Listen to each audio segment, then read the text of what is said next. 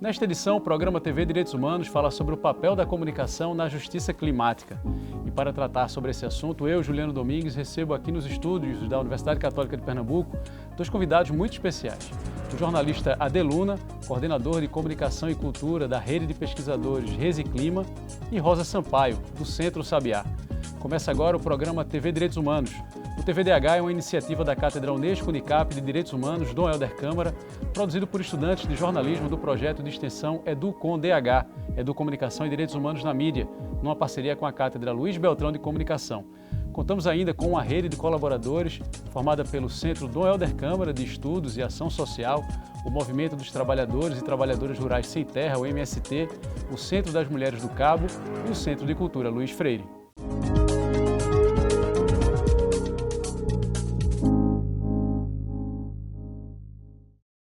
Justiça climática é um conceito que vai além da questão ambiental e trata as mudanças climáticas como um tema de direitos humanos e justiça social.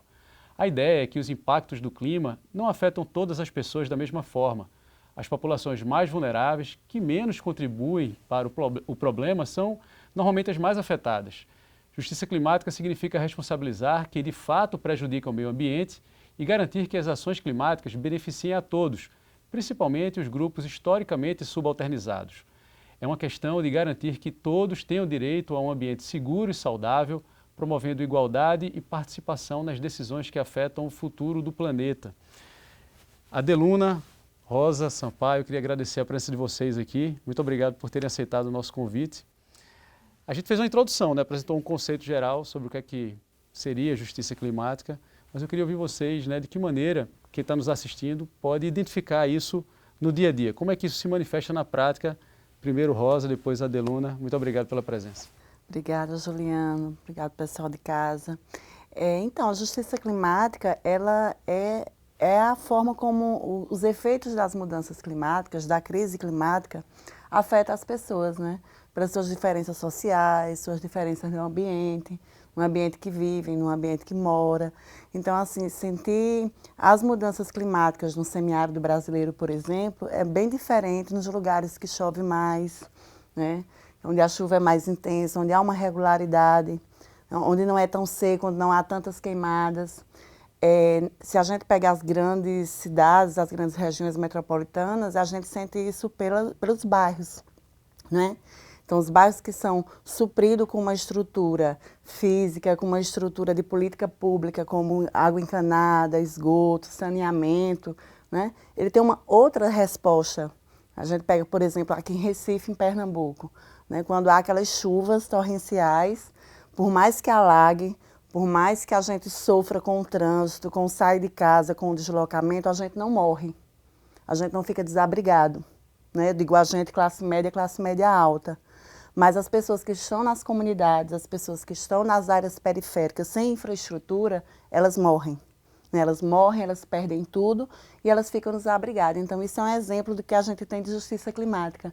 A crise climática hoje, ela não chega igual para todo mundo. Em todo mundo mesmo, não só no Brasil. É desigual em vários lugares, na África, na América, e aí a gente vai. Adeluna, como é que a gente identifica na prática a necessidade desse debate sobre justiça climática? Mais uma vez, obrigado pela presença aqui. Eu que agradeço, grande prazer estar aqui. Bom, eu acho que tem várias camadas aí envolvidas, e uma das coisas que eu acredito que envolve aí a justiça climática é a forma que a gente deve levar para as pessoas de como elas se conscientizam desse problema e como elas também estão inseridas, Porque, às vezes, porque assim, eu também, digamos assim, também sou um acadêmico, Também estou na academia e eu convivo com os pesquisadores, E a gente fala muito da questão da linguagem, Que às vezes se fala em pesquisas, em termos científicos, que só ali naquele grupo se vai entender, Mas também, principalmente onde a gente trabalha, na Resiclima e tudo, se fala de meios de levar as pessoas a se conscientizarem que as mudanças climáticas também as atingem, né? E como você falou aí da questão prática, no nosso Instagram, por exemplo, a gente lança conteúdos lá e tudo, e tem uma pequena matériazinha que a gente fez com pesquisadores da Reciclima, que também são repórteres, digamos assim, e eles foram na Ilha de Deus, que é uma localidade de pescadores, no Pina, que é como eu já falei, né, uma localidade de pescadores que existe há 60 anos aqui no Recife, e lá se conversou com a pescadora que é bióloga também, entendeu? Que é a Ana Mirtes, e aí ela falou lá da realidade dela, que ela procura levar essa questão das mudanças climáticas para a população local, conversando com os pescadores, sabe? E aí qual é a linguagem que se usa? Olhe, o sururu vai acabar, a gente tem que se preocupar com isso. Aí as pessoas se ligam, o sururu, porque se você fala, sabe, termos muito distantes da comunidade... Aquecimento global. Sabe, isso é muito distante, tudo bem. Tem um grau de abstração, né? O planeta é um só, tudo bem, mas é muito distante, entendeu? E aí é muito bom assim a fala dela, entendeu?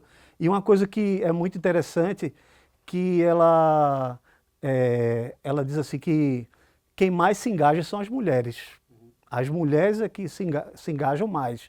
Os pescadores até participam em tudo, mas as mulheres parece que estão mais preocupadas. Então eu acho que é isso, né? A forma que a gente aborda essas questões para os vários tipos de populações, né? Tanto as pessoas de baixa renda até quem é doutor, pá, é isso. Na abertura do programa eu apresentei vocês e mencionei as instituições às quais vocês estão vinculados, né? Mas aí eu queria aproveitar agora esse fizinho do primeiro bloco, a gente vai estourar um pouquinho esse tempo, né, do primeiro bloco, mas aproveitar que você mencionou, Adeluna, a Reciclima, explica pra gente o que é a Reciclima, essa rede de pesquisadores, e depois Rosa explica pra gente o que é o Centro Sabiá e o papel que vocês cumprem lá. Vou pegar aqui minha cola, porque é um pouquinho grande, mas vou tentar resumir. Bem, a Reciclima ela é uma colaboração institucional, interinstitucional, que reúne pesquisadores. Eu estou com esse óculos aqui porque ele é de grau, viu? Eu esqueci o meu em casa. Pesquisadores dedicados a estudos de mudanças climáticas e são originários de várias instituições acadêmicas. Então, tem gente da UFPE, da Rural, da UFPB, da Universidade de Pernambuco, mas também tem gente da USP, da UNB, Universidade Federal do Rio Grande do Norte, da PUC do Rio. Tem também gente da Universidade de Michigan, de Turku, da Finlândia, universidades da Alemanha, da Argentina, porque foi o seguinte, e ela é comandada pelo professor Ulisses Albuquerque, da UFPE, porque ele percebeu que tinham vários colegas deles que estavam trabalhando com pesquisas sobre mudanças climáticas e tudo, ligadas assim a comportamento, alimentação e tudo. Ele, gente, vamos formar aqui um grupo e tudo, aí se juntou, né? E é aquela coisa, juntos somos mais fortes, né? E é um grande problema, está tendo até um grande problema, porque as pessoas, os outros pesquisadores estão vendo, e eu quero participar também, aí está se vendo maneiras de... Um bom problema, né? Um bom problema. Sabe? Rosa, o Centro Sabiá, conta pra gente. O Centro Sabiá é uma organização não governamental, né, que há 31 anos trabalha com agricultores e agricultoras do campo e da cidade, também hoje em dia. Trabalha com agroecologia, a gente trabalha com agricultura familiar de base agroecológica e trabalhamos também com a convivência do semiárido, né? Então a gente foi levado para essa discussão das mudanças climáticas há um certo tempo por conta disso, porque a gente atua no semiárido, a gente atua em 4 territórios, né? O Sertão do Pajeú, o Agreste, a Zona da Mata e na região metropolitana do Recife, a gente trabalha com agricultura urbana também. E esses anos todos, 31 anos de organização, o Sabiá percebe que as mudanças, os efeitos, as crises, né, que vem passando com essas mudanças climáticas, ela vem atingindo as populações mais pobres, né? Seja os agricultores que dependem da água, dependem da terra para comer, né? Que era orientado, sabia quando a chuva chegava pelo céu, pelo vento, né? A gente tem até um depoimento da agricultora que dizia que ouvia um ecozinho, aí, a chuva está chegando, e hoje em dia ela não escuta mais, né?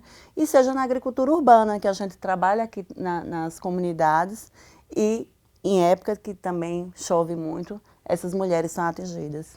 No próximo bloco a gente vai trazer para a conversa o tema da comunicação, que é o tema central aqui, né? Quer dizer, o desafio da comunicação nesse contexto da busca por justiça climática. No próximo bloco tem também o quadro Conexão TVDH. O repórter Rafael Negrão conversou com o jornalista socioambiental Leandro Barbosa e vai trazer uma análise sobre como a comunicação está sendo utilizada para mobilizar ações em favor da justiça climática. A gente volta no instante.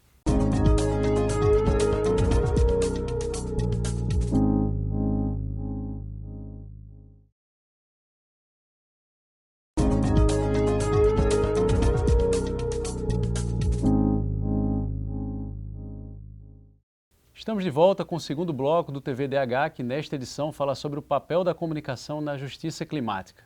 Agora a gente acompanha o quadro Conexão TVDH.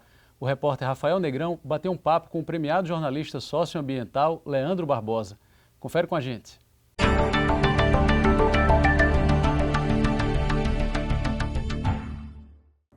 O Conexão Direitos Humanos dialoga com o jornalista socioambiental Leandro Barbosa, que tem publicação em diversos jornais do país, com reportagens focadas nas mudanças climáticas e na defesa dos direitos humanos. Este ano, Leandro conquistou o principal prêmio de jornalismo da América Latina, o Gabo, foi ganhador do Vladimir Zorg e de prêmios internacionais. Como você avalia a cobertura midiática relativas às mudanças climáticas? Eu acredito que a gente tem avançado bastante no que tange a cobertura, né, das mudanças climáticas, mas eu acredito que ainda falta investimento nesse tipo de ação, né? Hoje a gente encontra bastante edital, bastante coisa que envolve o financiamento para trabalhos muito focados na Amazônia, né? Mas a gente tem que pensar que existem outros biomas no Brasil tão importantes quanto ela, né, como o Pantanal, como a Caatinga, né, a gente tem a Mata Atlântica, enfim, tem tantos outros que a gente precisa olhar e observar, como o próprio Cerrado, que também estão morrendo, que estão sofrendo com as mudanças climáticas e também com a ação antrópica. Você tem feito coberturas, né, que tem ganhado prêmios, ganhou este ano o Vladimir Zorg, ganhou o prêmio internacional, e já foi correspondente do Intercept, com matérias especiais. Como é que a imprensa, como os jornais, os jornalistas podem qualificar melhor essa cobertura? Porque o que nós percebemos é que é uma cobertura muito no desastre, né? No sensacionalismo, em vez de ser uma cobertura propositiva e que traga esperança. Eu acredito que existem vários momentos, né? De fato, existe um momento que quando o desastre está acontecendo, e aí a imprensa vai estar ali em cima para ver tudo aquilo, e aí quer a questão da exclusividade, quer conseguir passar toda a informação possível ali uma antes da outra, e enfim, vira uma confusão, que por vezes, né, enfim, os órgãos e tantos outros profissionais que estão atuando nessas áreas, eles acabam até mesmo pegando uma pirraça, vamos dizer assim, do repórter, do jornalista, exatamente porque existe um desrespeito com regra, com norma, até onde se pode ir, onde não se deve ir. Eu acho que para esse tipo de cobertura a gente precisa entender que existem outros momentos, né? E existem diversas situações. Por exemplo, a gente precisa compreender como que essa questão climática ela está sendo tratada e está sendo observada antes desse desastre acontecer, né? Antes dessa situação ocorrer. Então, por exemplo, Rio Grande do Sul, né, que foi esse grande evento climático extremo que nós tivemos esse ano, depois né? Veio a seca na Amazônia, mas quando a gente fala dessas enchentes e quanto que um estado praticamente, né, todo foi coberto por água, a gente está falando de já não era a primeira enchente, né? Foram três enchentes, uma atrás da outra, né? Então a situação ela foi virando uma bola de neve, vamos dizer assim.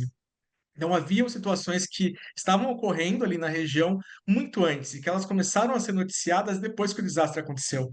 Que talvez, se houvesse uma investigação, se houvesse um olhar atento da imprensa a respeito dessas questões, como a casa de bombas, que não tinha sido, não tinha passado, né, por reformas e não tinha tido a estrutura necessária feita com antecedência há muito tempo, coisas como aconteceu em Porto Alegre poderiam ser evitadas, por exemplo. Então, enfim, a gente tem vários. O olhar ele precisa estar aguçado antes desses desastres também. Então vamos continuar o papo aqui sobre os desafios na comunicação, né? A Deluna trouxe um pouco, né, disso, Rosa também, mas de uma maneira geral, o grande desafio é comunicacional, é fazer com que essa mensagem seja aquela informação produzida pela ciência, por pesquisadores, seja aquela informação, né, obtida a partir do conhecimento dos agricultores, chegue para a população de uma maneira geral e ao mesmo tempo, né, volte para esses grupos. Rosa? Então, é isso mesmo. Acho que tem um grande desafio da gente comunicar, né, as mudanças climáticas. Eu concordo com o Eduardo falou no outro bloco, que quando a gente lê as matérias, ou assiste ou escuta, os termos são... Eu acompanhando as matérias da COP29 agora, você fica... Minha gente, sabe? É uma linguajar que você não alcança, né? Você não chega se você não tiver uma boa informação sobre aquilo. Eu acho que a gente precisa colocar esse tema numa linguagem mais popular, né? Numa linguagem onde as pessoas entendam, onde eu possa associar, olha, se a gente não começar a fazer algo agora, a gente não vai ter mais marisco, a gente não vai ter mais a pesca, né? A gente não vai mais conseguir plantar um milho em tal mês para colher em tal, né? A gente não vai conseguir, tipo, adubar a terra, preparar e vem uma grande chuva e tira, né? Tira todo um trabalho. A gente vai ter mudanças nos rios, no curso desses rios também, ou até secá-los, né? Então a gente precisa colocar as mudanças climáticas, né? A questão da crise climática na vida das pessoas, nas nossas vidas, porque muitas vezes eu leio e não entendo, né? Eu não entendo mesmo. Então, assim, falar só de crédito de carbono, né, do que você pode trocar, das empresas, dos países, a gente precisa falar do nosso dia a dia, sabe? E como isso impacta na gente, e como a falta de política pública impacta na gente. A gente tem que detalhar o que é que o Brasil está levando para essas COP. Próximo ano a COP vai ser aqui, né? A COP30 vai ser em Belém do Pará. Então a gente precisa saber o que é que o governo está preparando sobre isso, o que é que está dizendo sobre isso e como isso nos impacta. A gente tem que participar desse processo, né? Adeluna, que avaliação você faz da comunicação, do papel da comunicação nesse ambiente? Não, é importantíssimo, né? E como eu falei antes, tem essa questão das camadas, né? E como Rosa falou, às vezes você vai ver uma matéria assim e não entende nada ali que o pessoal está falando e tudo. E assim, entra aí o papel da divulgação científica, né? Do divulgador científico também, que é de traduzir um pouco aquilo ali para um outro tipo de linguagem. Tem que envolver outras áreas da sociedade. Pronto, como eu falei, esse caso aí da Ana Mirtes, né? Lá da Ilha de Deus, que ela é pescadora e é bióloga e é comunicadora também, que eu esqueci até de falar que eles têm um programa lá na Ilha de Deus que é Ciência Cidadã, que é um programa feito ali na Ilha de Deus. Feito pela própria comunidade, para a comunidade. Exatamente. E tem gente da Unicap envolvida também nesse programa, sabe? Que é muito legal. E aí a gente da própria Reciclima, no Instagram, né? Que é uma coisa, a gente tem que usar as redes sociais e tudo.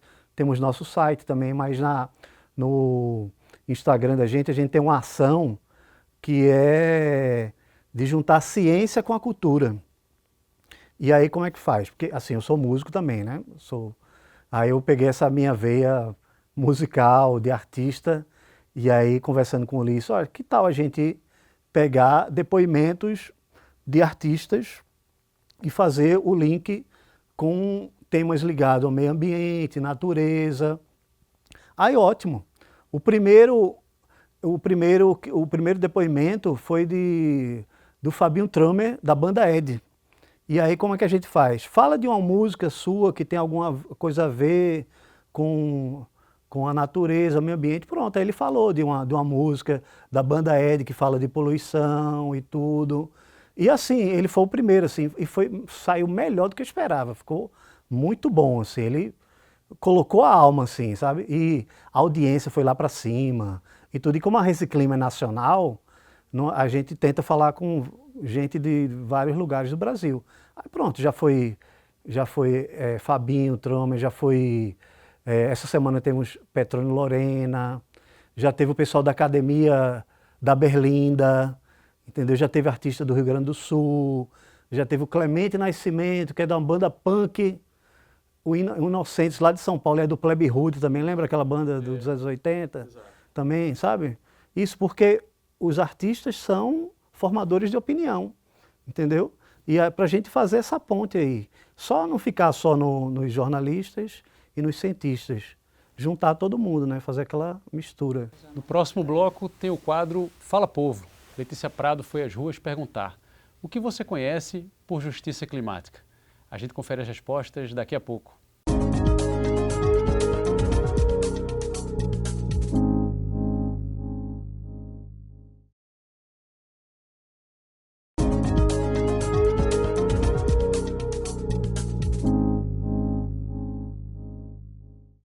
Estamos de volta com o terceiro bloco do TVDH, que nesta edição fala sobre comunicação e justiça climática. Agora vamos ouvir o que dizem as ruas. É hora do quadro Fala Povo, com Letícia Prado.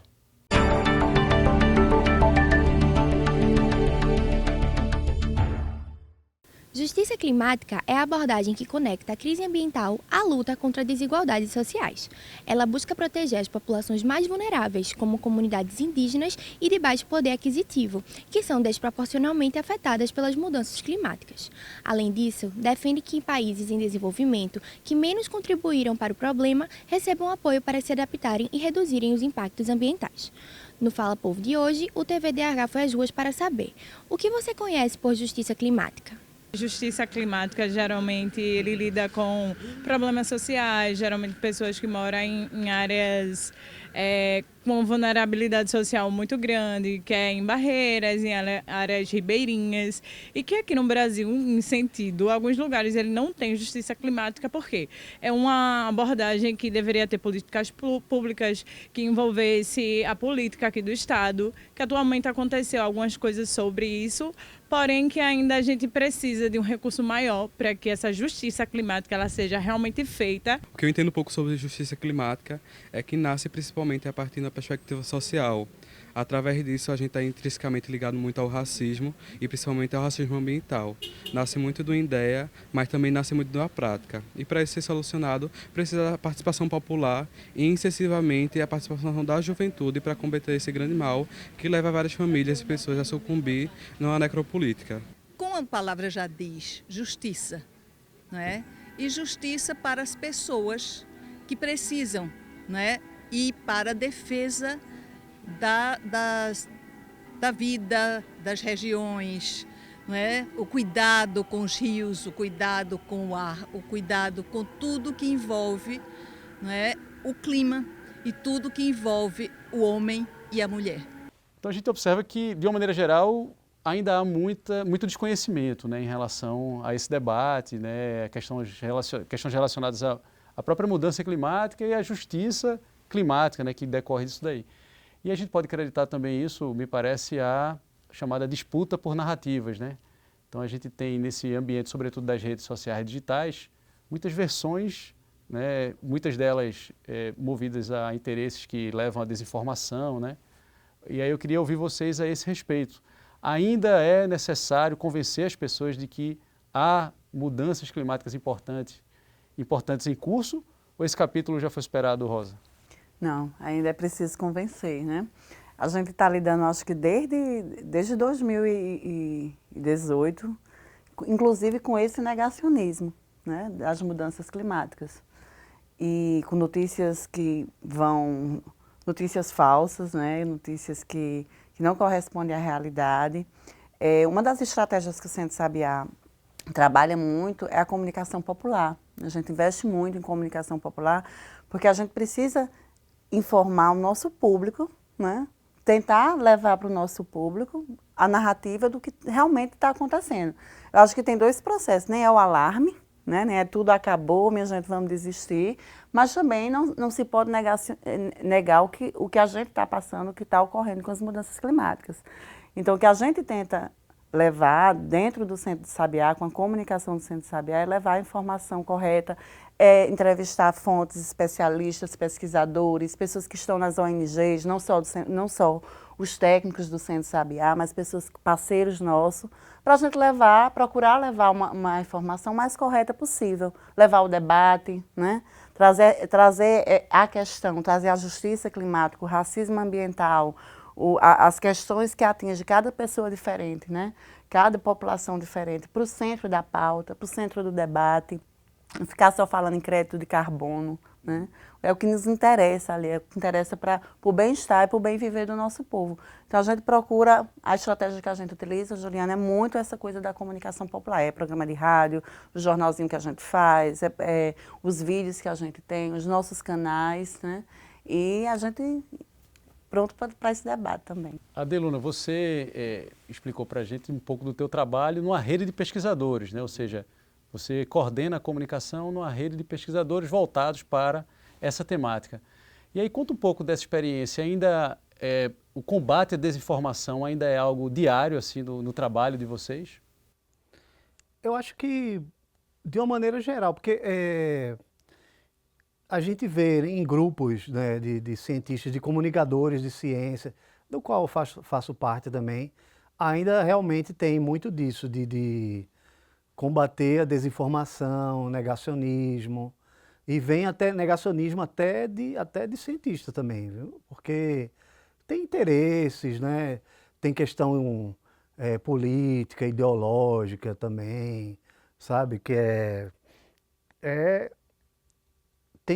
como o Rosa falou, tem que investir nisso, né? Em comunicação popular, trazer especialistas e essa coisa do dia a dia também, de mostrar como essas mudanças climáticas atingem as populações no dia a dia. Aí, isso que eu acho que é uma coisa interessante, né? Que a gente, sei lá, pesquisador, sei lá, pessoas de classe média e tudo, como é bom a gente estar no meio das comunidades, porque essas pessoas têm um tipo de conhecimento, de sabedoria não acadêmico, que é muito importante, entendeu? Por exemplo, como eu estava falando lá da moça da Ilha de Deus, aí tem um programa lá deles, esse programa Ciência Cidadã, que ela diz que uma forma também de tocar essas pessoas sobre as mudanças climáticas é o emocional.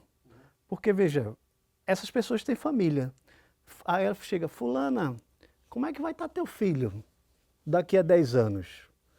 O que é que ele vai pescar daqui a 10 anos, 15 anos, 20 anos? Fulano, e teu netinho? Não sei o que, ele já fica, sabe, já fica alerta, sabe? É bom também puxar para esse lado, né, emocional. E a arte também, né? A arte é um caminho. A gente teve, por exemplo, aquele filme Não Olhe para Cima, né? Não Olhe com Leonardo DiCaprio e tudo, que aquele filme era sobre as mudanças climáticas, que é sobre negacionismo das mudanças climáticas. Só que, coincidentemente, ele acabou coincidindo com a eclosão da Covid, né? Que aí muita gente associou com o negacionismo da Covid, mas na verdade ele fez para as mudanças climáticas. E a gente observou, né, mais recentemente, imagens impressionantes de catástrofes em países considerados desenvolvidos, né, europeus. E aí, Rosa, de que maneira você avalia o impacto dessas imagens nesse processo de conscientização, né, sobre a necessidade de se debater a justiça climática?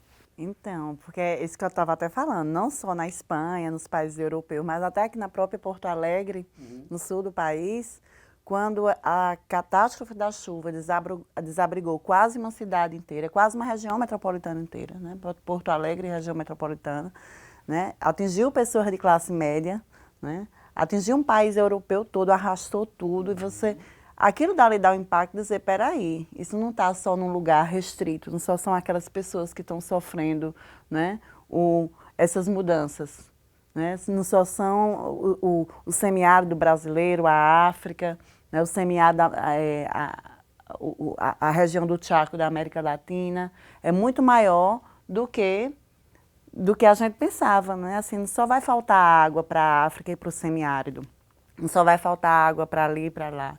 A gente tem que pensar, como a Adi estava falando, se meu filho, meu neto vai pescar, né? Se vai ter água de qualidade para beber, para cozinhar. E é isso que a gente traz, assim, né? Assim, as tecnologias, o Sabiá integra a articulação semiárido brasileiro, a ASA, mas eu digo muito que as tecnologias só funcionam se a gente tiver chuva, se a gente tiver, né, minimamente os recursos naturais para que a gente faça mais, para que a gente faça render mais para aquela população que é acostumada a ter uma estiagem maior, né? Programas como esse, né, também super importantes, né? Pois é. Acho que a importância da comunicação pública para essa narrativa, sabe? Os veículos de comunicação pública estarem juntos para difundir essa narrativa do que é verdade, do que a ciência séria está colocando, né? E de quem realmente está sendo atingido em primeira, né, em primeira mão por essa crise climática. E a necessidade de contextualizar, né? Quer dizer, não é a chuva que é o vilão, né? Como normalmente aparece a questão do enquadramento. Mas a gente continua daqui a pouquinho no próximo bloco. No próximo bloco tem também o quadro Educar para os Direitos Humanos, com a repórter Bianca Santos, que vai abordar a relação entre justiça climática e políticas públicas aqui no Brasil. A gente volta daqui a pouco.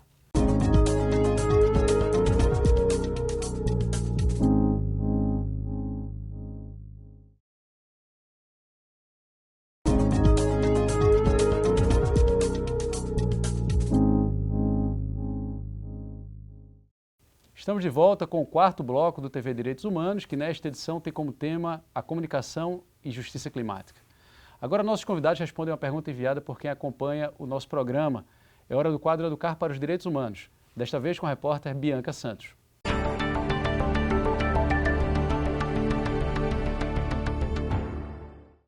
A comunicação é uma ferramenta essencial para assegurar direitos, e no contexto da justiça climática ela não poderia ser diferente.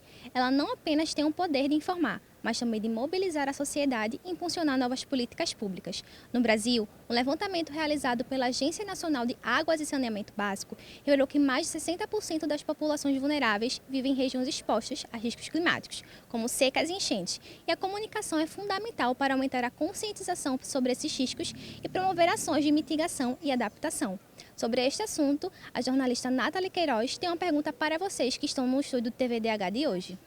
Olá, eu gostaria de saber dos entrevistados como é que vocês avaliam o papel das políticas de comunicação hoje existentes no Brasil para a garantia da justiça socioambiental e da justiça climática. E mais, gostaria de saber de vocês como é que vocês avaliam o cenário político e o cenário econômico, né, vigente, no sentido de nos dar pistas sobre se existe possibilidades da gente ter um conjunto de políticas, de espaços mesmo, né, de participação, de controle social, que realmente aproxime os dois campos, o direito à comunicação e a justiça climática. A gente agradece a professora e jornalista Nathalie Queiroz pela pergunta. Passo primeiro então para a Rosa, depois para a Adeluna. Eu vou até ampliar um pouco, né, a pergunta, porque a professora Nathalie fala sobre políticas de comunicação, mas eu queria também ampliar e falar de políticas públicas de uma maneira geral, incluindo a de comunicação, né? De que maneira vocês avaliam o papel das políticas públicas, incluindo comunicação, nesse debate sobre justiça climática? No debate da justiça climática, ter uma política nacional de comunicação ela é importantíssima, né? O que está acontecendo em Baku hoje, o que está acontecendo em Baku esse ano, em 2024, é a COP29, que a gente está chamando da COP do financiamento, né? E como é que a gente tem isso no Brasil? Como é que esse financiamento para as questões de justiça climática chega no Brasil? E a gente tem que pensar também, a gente produtores de cultura, de comunicação, o que é que o Brasil também vai destinar para se fazer, né, conteúdos informativos, conteúdos educativos, para que a gente possa, né, levar às pessoas o que está acontecendo e levar esse debate, né, para a pauta da sociedade. Que é isso, muita gente está ainda totalmente deslocada desse debate, né? E quando a gente olha para a política pública de uma maneira geral, né, a gente precisa garantir que as pessoas tenham um mínimo, né? Um mínimo para que elas consigam, né, enfrentar. E quando eu digo mínimo nas grandes cidades, é o quê, Rosa? É o saneamento básico, é uma infraestrutura na sua rua, no seu bairro que garanta isso, água encanada, água de qualidade, né? E quando eu falo na zona rural, quando eu falo no meio rural, eu falo de terra, né? De ter uma casa também de alvenaria, uma casa, uma moradia digna, para que essa moradia possa acessar políticas públicas como o programa de cisternas, por exemplo, né? Investir mais e ampliar mais o programa de cisterna no semiárido brasileiro. A gente sempre diz lá no Centro Sabiá que as pessoas casam, né? Assim, tem aquela família que recebeu a primeira água, que é a água da primeira necessidade, de beber e cozinhar, e a segunda água, que é a segunda cisterna para animais e para a plantação. Mas aí a família cresce, as pessoas crescem, saem de casa, constroem novas famílias e elas precisam de terra, água e das tecnologias. A gente também trabalha com reuso de águas cinzas, que ainda é um programa que não virou, um projeto que não virou política pública, mas que a gente está nessa intenção, o reuso da água, que eu lavo os pratos e que eu lavo a roupa, sendo filtrada, sendo limpa para usar no sistema agroflorestal. E é isso, e combater também o que a gente chama de soluções mágicas, sabe? Assim, existem falsas soluções que não estão impactando, aliás, que estão impactando negativamente na vida, principalmente das famílias rurais. E uma delas é a energia eólica, né? A gente chega no Agreste, gente, e está chegando no sertão com toda a força de Pernambuco, Agreste é de Pernambuco, mas isso é realidade no sertão da Paraíba, no Ceará, em vários estados, no Rio Grande do Norte, muito forte. As turbinas com energia eólica, as pessoas perdendo suas terras, né, com contratos mal feitos com essas empresas. A saúde mental e a saúde física das pessoas é muito barulho. Quando eu vou, eu baixo o vidro e fico... Eu digo, gente, imagina você acordar e dormir com essas turbinas na sua terra ou próximo a você. Então, essa é uma falsa solução, né? As placas solares, Rosa, seria uma solução? São, mas depende, né? Também ter fazendas de placa solar, onde eu estou no lugar de plantar comida, só colocando placa, e só colocando veneno para o mato não crescer, para ficarem as placas solares, eu também estou prejudicando o meio ambiente. Então, a gente precisa também discutir de que forma fazer essa energia com as placas solares que seja de forma mais sustentável mesmo, de verdade, né? E que não tenha tanto impacto na vida das pessoas. Adeluna, voltando à pergunta da professora Nathalie, né? O papel de uma política de comunicação voltada para esse tema. Você sente falta, como um profissional da área de comunicação, sente falta de uma política algo estruturada do ponto de vista, sobretudo, nacional nesse sentido? Olha, tem uma coisa assim, ligada assim, à divulgação científica, que isso é uma reclamação, um desejo, uma necessidade de quem trabalha com divulgação científica no Brasil, que é uma política que incentive quem trabalha na academia a poder fazer divulgação científica. Porque muitas pessoas que estão na academia, cientistas, pesquisadores, e querem divulgar mais seus trabalhos, a gente está tratando aqui de mudanças climáticas, mas em várias outras áreas, os acadêmicos querem também divulgar seus trabalhos e não conseguem, porque é muito trabalhoso, falta de tempo. Seria muito interessante que tivessem políticas também que incentivassem financeiramente, né, os acadêmicos e todas as universidades a terem programas de divulgação científica que levasse essas informações sobre as pesquisas e tudo. Para a população de uma maneira geral, de uma maneira geral. Ou seja, para quem não circule só entre os pares, nos eventos científicos. Pois é, exatamente. A gente mesmo da Reciclima, apesar de ter várias universidades e tudo, tem algumas dificuldades. Eu mesmo precisaria de mais gente comigo, entendeu? Para trabalhar melhor e tudo. Mas aí a gente vê, assim, por exemplo, na USP, aí tem um pessoal lá da Sustentária, que é o pessoal que trabalha com alimentação e tudo. Aí você vê que eles aí têm trabalhos legais que eles fazem no Instagram, com vídeos e tudo. Isso tudo é divulgação científica e deveria ter uma política nacional de incentivo a isso. A própria SBPC, que é a Sociedade Brasileira para o Progresso da Ciência, vive falando isso, outras pessoas no meio, sabe, da divulgação científica, vive falando isso. No exterior isso já é comum, assim, já tem muitas universidades que é comum. Você é cientista e já sabe que vai ter um incentivo para divulgar o seu trabalho fora da academia, porque o que é que adianta ficar só na academia, né? Isso, inclusive, sobretudo nas universidades europeias, tem um peso grande na avaliação das instituições, né? Quando você tem visibilidade para além da academia, ou seja, quando vira uma reportagem, por exemplo, né, na televisão, ou no jornal, né, ou no portal de notícias, isso pesa muito na avaliação. É um sinal de que o sistema de avaliação das instituições valoriza a visibilidade, né? Ou seja, e até combate o negacionismo, né, e demonstra a relevância da produção científica. Vamos falar um pouco mais sobre isso no próximo bloco. No próximo bloco, a gente vai desenvolver essa questão relacionada à divulgação científica, estratégias de divulgação científica.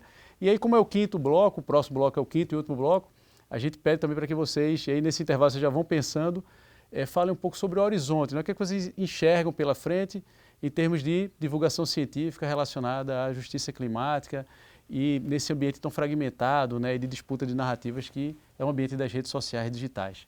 Então daqui a pouco a gente volta com o TVDH para o quinto e último bloco.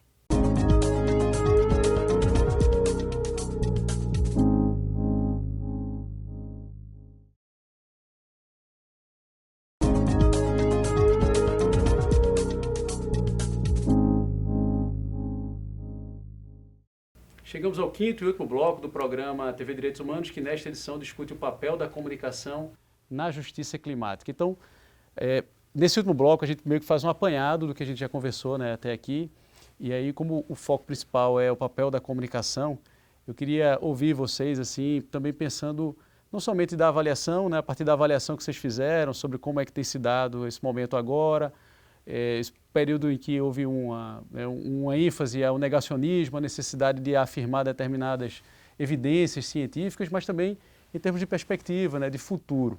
E aí, começando primeiro com a Adeluna e depois para a Rosa, a minha pergunta é, você, né, Adeluna, trabalha diretamente com isso, pensando em estratégias de comunicação, e aí a gente vê um ambiente absolutamente fragmentado, né, com diferentes públicos, segmentos, e aí e você tem uma experiência longa, já trabalhou também no momento pré-redes sociais digitais, né? E aí eu te pergunto, para quem é profissional de comunicação, como é que tem sido trabalhar nesse ambiente fragmentado e como é que você enxerga o futuro, né, mais próximo nesse processo de difusão de informações relacionadas à justiça climática? Você é otimista nesse ambiente de redes sociais digitais ou não? Eu meio que fico, às vezes eu sou otimista, às vezes eu fico pessimista. Hoje eu estou otimista, mas eu acho que isso funciona melhor se a gente tem uma equipe assim mista que eu digo assim, até de fator etário, pessoas de idades diferentes, sabe? Se tem eu, aí era bom se tivesse uma pessoa mais velha, pessoas mais velhas, pessoas mais jovens, pessoas de gêneros diferentes, raças diferentes, para a gente realmente atuar em várias frentes, em ter visões diferentes, para atingir vários tipos de pessoas. Porque eu tenho uma certa idade, não vou conseguir atingir um certo, sei lá, talvez um público mais jovem, eu não estou vendo, não estou enxergando alguma coisa ali. Aí teria que ter pessoas mais jovens, né? E assim, não tem jeito, a gente tem que atuar na internet, sites, rede social, YouTube, em todas as frentes, né? Rádio continua valendo também. Rádio também, TV, né? O pessoal da grande mídia. Eu vi a Rede Globo, por exemplo, fizeram os especiais e tudo. E eu acho também que é legal o corpo a corpo, tá junto. É bom a gente estar nas comunidades também, fazer ações. Por exemplo, no metrô, lá em São Paulo, tem um pessoal que trabalha com divulgação científica lá em São Paulo, faz uma ação bem interessante. Eu esqueci o grupo, mas é assim, pergunte ao cientista. Aí eles botam uma barraca, tipo, no metrô, ou então na Avenida Paulista, e colocam um tema assim, evolução. Aproxima, né? Aproxima. Aí bota um cientista sentado ali, pergunte aqui ao cientista algum tema sobre evolução, aí pronto, aí vai passando assim a pessoa, pergunta ao cientista, aí vai lá e conversa com ele, sabe? Seria legal isso, chegar na comunidade e tudo. Como tinha aqui o pessoal da TV Viva, fazia isso com a TV Matraca, que chegava numa Kombi, e aí botava um telão, assim, ia nas comunidades. Aí... Cláudio Ferrário, né? Então, aí colocava temas de saúde, sabe? Colocavam por exemplo, eles pegavam, por exemplo, uma personalidade de um bairro e aí faziam uma matéria com essa personalidade, aí eles faziam uma matéria e levavam para outro bairro e tudo, sabe? É legal em vários níveis, né? Passa por aí, Rosa? Me conta. Passa muito por aí. Eu acho que esse corpo a corpo junto com as comunidades, inclusive ele forma, né? Aqui em Recife eu costumo dizer que é uma cidade que tem vários coletivos, né? Caranguejo Sá, o Sargento Perifa, a galera do Tururu lá em Paulista, agora o Beberibe que eu conheci recentemente. Então, uns jovens que furam aquela bolha, né? Aquela bolha da notícia do centro do Recife, da notícia mais central, da notícia que atinge a sociedade mais, né? Mais branca, mais classe média. Eles estão colocando ali a visão deles, assim, massa, ó, aconteceu esse evento em Recife, mas e a gente? Né? E cadê o debate sobre a nossa realidade? Então, assim, a comunicação, eu vejo muito isso no Horizonte, nessa comunicação popular, sabe? Esse engajamento dessa juventude que faz uma comunicação raiz, uma comunicação do seu bairro, que bota a sua narrativa na pauta, e aí as redes sociais, as redes digitais são fundamentais, porque não tem espaço. Tem espaço em TVs, em rádios comerciais para fazer isso. E aí eles divulgam, acompanham canais, né, pelas redes sociais, canais desses jovens, dessa galera que está produzindo esses conteúdos pelas redes sociais. E é bem importante isso, assim, isso falando de Recife, né? Recife e região metropolitana. Mas é isso, assim, o que a gente precisa ampliar um pouco é a pauta sobre o que é justiça climática, sobre o que é mudança climática. A gente precisa discutir racismo ambiental, sabe? Seja no campo, seja na cidade. E a gente precisa ver soluções realmente que até propor essas soluções para que a gente leve para as políticas públicas, sabe? E soluções realmente viáveis, não é soluções que nos prejudiquem. E uma delas é a agroecologia, né? A forma da gente plantar, a forma da gente comer e a forma da gente consumir. Se a gente não rever isso, se a gente não discutir isso e levar como política pública, vai ser bem difícil. Racismo ambiental e agroecologia, inclusive, foram temas já do TV DH. Quem está nos acompanhando aí pode mandar buscar que vai encontrar. Infelizmente, o tempo da gente chegou ao fim, mas acho que chegamos ao fim com um balanço positivo, hein? Acho que vocês encerraram aqui com uma boa mensagem aqui para a gente. Queria agradecer mais uma vez a Adeluna, jornalista do Reciclima. Muito obrigado por participar aqui do TV DH. Rosa, também muito obrigado. Centro Sabiá. Muito obrigado mais uma vez pela participação de vocês aqui. O TV Direitos Humanos é uma iniciativa da Cátedra Unesco Unicap de Direitos Humanos, do Helder Câmara, produzido por estudantes de jornalismo do projeto de extensão EduComDH, Educomunicação e Direitos Humanos na Mídia, numa parceria com a Cátedra Luiz Beltrão de Comunicação. A gente conta também com uma rede luxuosa, né, de colaboradores que não para de crescer, formada pelo Centro do Helder Câmara de Estudos e Ação Social, o Movimento dos Trabalhadores e Trabalhadoras Rurais Sem Terra, o MST, o Centro das Mulheres do Cabo e o Centro de Cultura Luiz Freire. E hoje já fiz um convite aqui para o Centro Sabiá, fica à vontade também o Reciclima para se integrar aqui à nossa rede de colaboradores, né? E você nos acompanha nas redes sociais, traga sugestões, anota aí, @programa tvdh.unicap. Estamos também no YouTube, nos canais Jornalismo Unicap e Cátedra Dom Helder. Lá você encontra outras edições do programa sempre com o tema dos direitos humanos. Agradecemos pela companhia e até a próxima.